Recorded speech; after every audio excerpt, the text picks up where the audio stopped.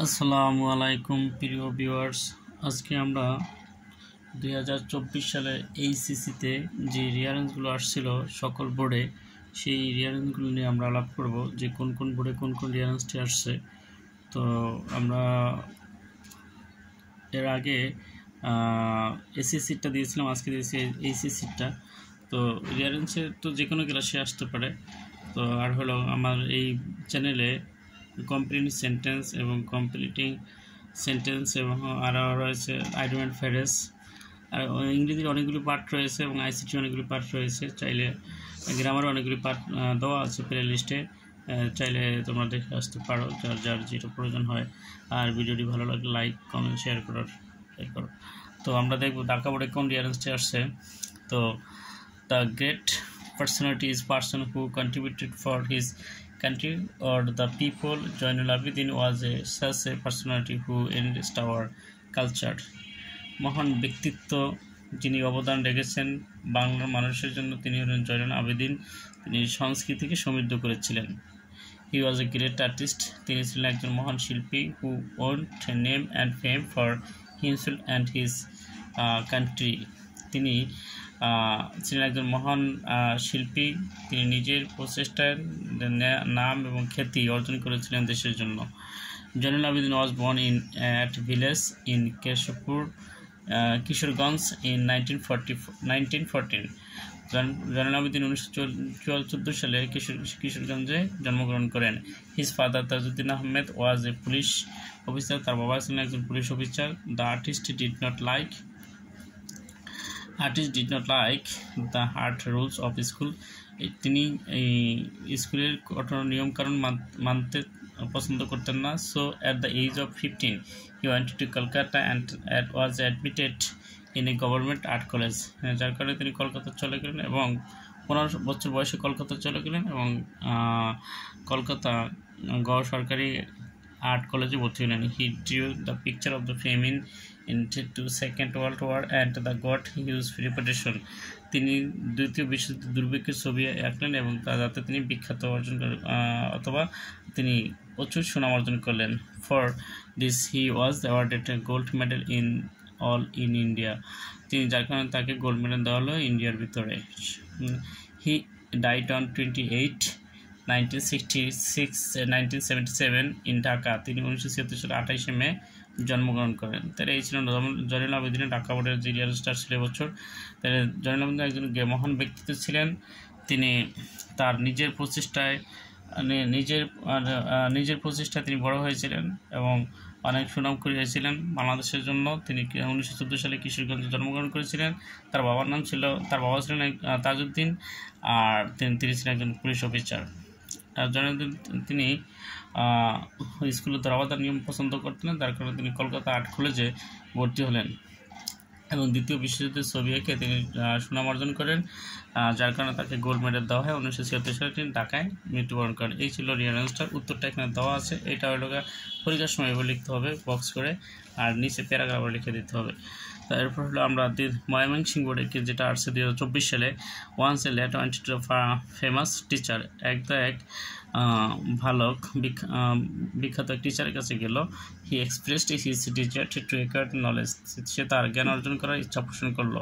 He begged to instructed him in the art and science. তিনি তাকে বিজ্ঞান এবং কলার বিষয়ের জন্য পড়ার জন্য তাকে অনুপ্রেরণা করলেন। The teacher wished to find out the ability of the boy. Teacher ইচ্ছা পোষণ করলো এই ছাত্রের কীরকম দক্ষতা রয়েছে বা মেধা রয়েছে। He asked him where God was. তিনি জিজ্ঞেস করলেন আল্লাহ কোথায় আছে। The lad replied that he would answer if he would tell where he is not. তিনি বালকটি উত্তর দিল যে তিনি আগে বলে দেন যে আল্লাহ কোথায় নেই। The teacher thought highly of the বয়েস আন্ডারস্ট্যান্ডিং। তখন টিচার বুঝতে পারলো যে বালকটার ভালো মেধা রয়েছে। হি প্রেসড হিম হাইলি, তার প্রশংসা করলো। He agreed to teach the lad. তিনি বালকটির পড়ার ইচ্ছা পোষণ করলেন। The boy devoted himself in earning knowledge. বালকটি নিজেকে জ্ঞান অর্জন করার জন্য নিয়োজিত করলেন। তাই মূল কথা হলো যে এক বালক ছিল যিনি এক শিক্ষকের কাছে গেলেন জ্ঞান অর্জন করার জন্য। তাই শিক্ষক তিনি চাইছিলেন বিজ্ঞান এবং কলার উপরে পড়া অর্জন করতে। তাই শিক্ষক তার ভিতরে কীরকম মেধা রয়েছে সেটা পরীক্ষা করার জন্য জিজ্ঞেস করলেন যে বলো তো আল্লাহ কোথায় আছে। তাই এই বালকটি বলল যে আপনি আগে বলে দিন যে আল্লাহ কোথায় নেই। তখন শিক্ষক বুঝতে পারলো যে বালকটি আসলেই প্রকৃত মেধাবী। তখন তাকে পড়ানোর ইচ্ছা পোষণ করেন আর বালকটি তার নিকট পড়ে জ্ঞান অর্জন করতে শুরু করলো। এটা ছিল এই রিয়ারেন্সটা ময়মনসিংহ বোর্ডে। এখন আমরা দেখব কুমিল্লা বোর্ডে 2024 সালে যে রিয়ারেন্সটা আসছিল সেটা। Once upon time there was a honest and pious man. এক সৎ এবং ধার্মিক ব্যক্তি ছিল। His name was Abu bin Adham. তার নাম ছিল Abu bin Adham. He was once sleeping peacefully. একদিন সে শান্তিপূর্ণভাবে ঘুমাইতেছিল। Suddenly he woke up and he saw an angel. হঠাৎ করে তিনি জাগলেন এবং দেখলেন একজন ফেরেশতা রয়েছে।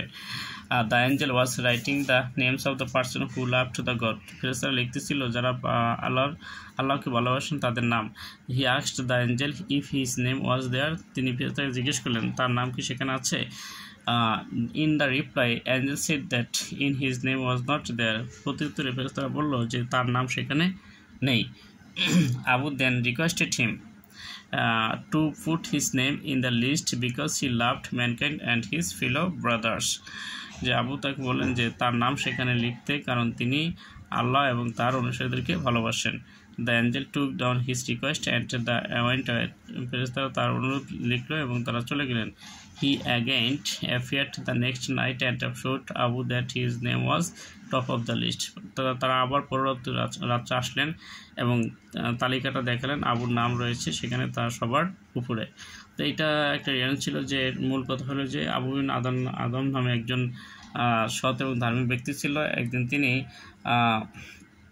হঠাৎ শান্তিপূর্ণভাবে ঘুমাইতেছিলেন। হঠাৎ করে তিনি জেগে দেখলেন যে কিছু একদল ফেরেশতারা কি লেখালেখি করছে। তিনি জিজ্ঞেস করলেন যে তারা কি লিখছিল। তখন বলছিল যারা আল্লাহরে ভালোবাসে তাদের নাম লিখতে বলছিল। তখন আবু বিন বলল যে আমার নামটা সেখানে লিখুন, কারণ আমি আল্লাহ এবং আল্লাহর অনুসারীদেরকে ভালোবাসি।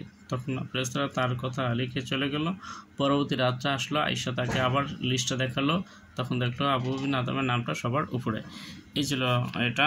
এখন আমরা দেখব রাজশাহী বোর্ডে কোন রিয়ারেন্সটা আসছিল সেটা। The fourth the revolution is knocking at the door. চতুর্থ বিপ্লব দরজার নিকটে। This is one to be the artificial intelligence revolution. এটা হলো কৃত্রিম বুদ্ধিমত্তার বিপ্লব।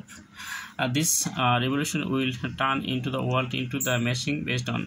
এই বিপ্লব হবে মেশিন ভিত্তিক বিশ্বের। The machines will mainly include the computer, mobile phone and robot. এই মেশিনগুলো সাধারণত হবে কম্পিউটার, মোবাইল ফোন এবং robot. Knowledge of this machine is the essential to keep pace with the future world. জ্ঞান প্রয়োজন হবে এই মেশিনগুলি চালানোর জন্য ভবিষ্যৎ পৃথিবীর জন্য।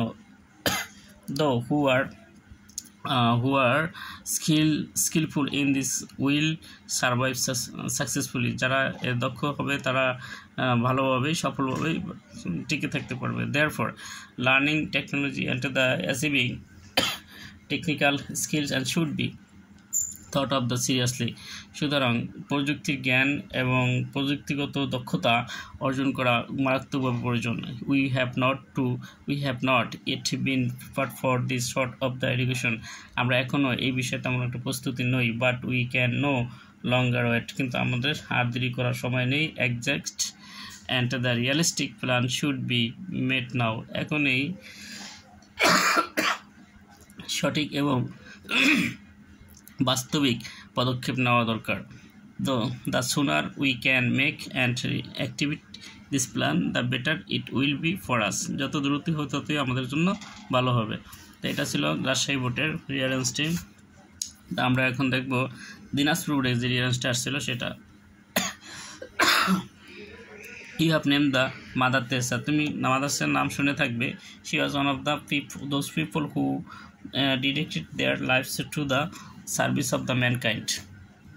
যিনি মানুষকে ভালোবেসে তার নিজের জীবন উৎসর্গ করে দিয়েছেন। She was born in the Yugoslavia in 1910। 1910 সালে তিনি যুগোস্লাভিয়ায় জন্মগ্রহণ করেন। When she was 18, she was decided to be a nun and came to the Kolkata. যখন তার বয়স 18 বছর 18 বছর তখন তিনি সিদ্ধান্ত নেন তিনি একজন সন্ন্যাসী হবেন এবং তিনি কলকাতা চলে আসলেন। There she became a teacher of schools in Kolkata, তিনি কলকাতায় একটা স্কুলের শিক্ষক হলেন। She sure to divide to dedicated their life for the cause of the helpless and the poor people. তিনি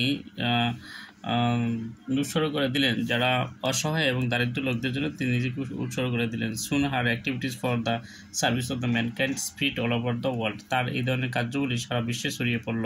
As a result, as a recognition her service, he was awarded the Nobel Peace Prize in 1979, যার ফলশ্রুতিতে 1979 সালে তিনি শান্তিতে Nobel পুরস্কার পেলেন।